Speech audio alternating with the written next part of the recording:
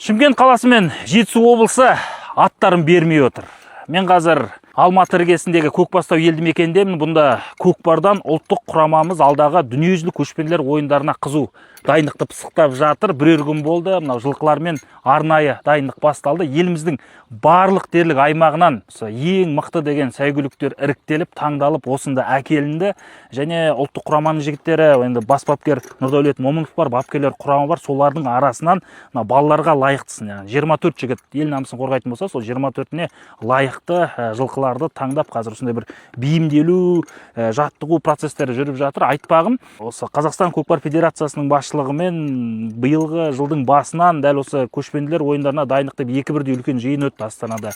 Біреу жылдың басында болды, біреу жылдың ортасында болды.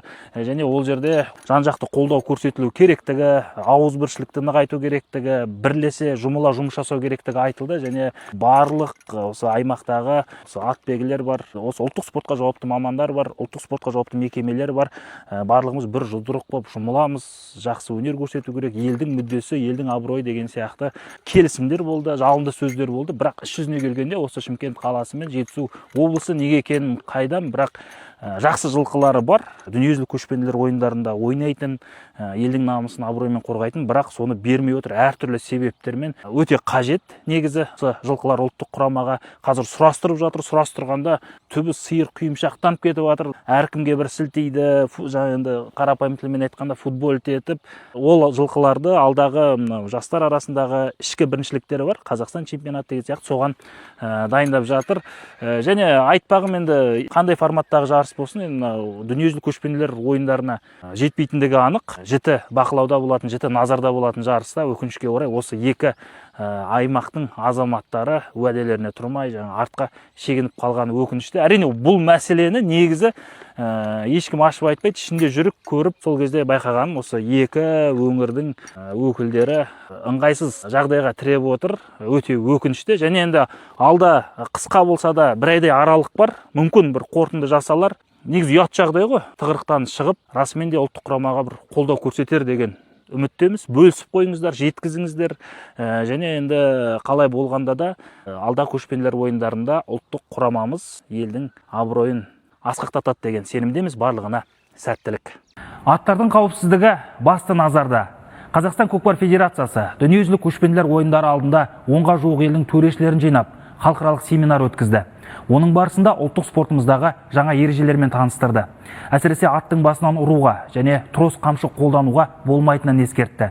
Бұл жағдайларда ойыншы алаңнан қуылады. Ал жылдамдықпен келе жатып аттың бүйірінен ұру тіптен өрескел тәртіп бұзушылық болып саналады. Өйткені ол жерде көкпар аты да, көкпаршы да ауыр жарақат алуы мүмкін. Қазақстан көкпар федерациясы ойын барысындағы осы және өзге де келеңсіз жағдайларды ескеріп, соңғы жылдары тәртіпті кәдімгідей қатаңдатты. Тіпті атқа енгізілетін чептен бастап, аяғына тағылатын тағаға дейін арнайы талаптар бар. Бертін келе жануар қауіпсіздігіне қатысты бастамаларды көрші Қырғыз елі де негізге алып, өздерінің көкпары спортына енгізе бастады.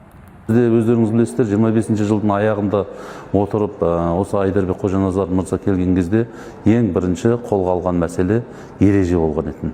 Себебі бұл ереже нақты болмай, көп айқай-шулар бола береді, спорлық жағдайларға келетін еді. Биылғы жылы ереже толықтырулармен жақсы бекітілді. Трос қамшы ұстауға болмайды. Трос қамшы ұсталған жағдайда ертең бізде ол ойын барысында барып тексеріледі, аттың жағдайы осмотр болады, балдардың паспорты, құжаты бәрі тексерілген кезде осы аттың аяғындағы таға және мына қамшы, трос қамшы дейміз ғой қазір, осы трос қамшыға да қатаң жаза қолданады. Себебі осы жерде аттың тексеруінен, адамның тексеруінен өткеннен кейін өтіп кетіп, ойын барысында трос қамшы ұстап жүрген ойыншы болса, 2 минуттық айып алаңына жіберіліп, қарсыласының командасына көкпарды серкенің тақымына басып береді.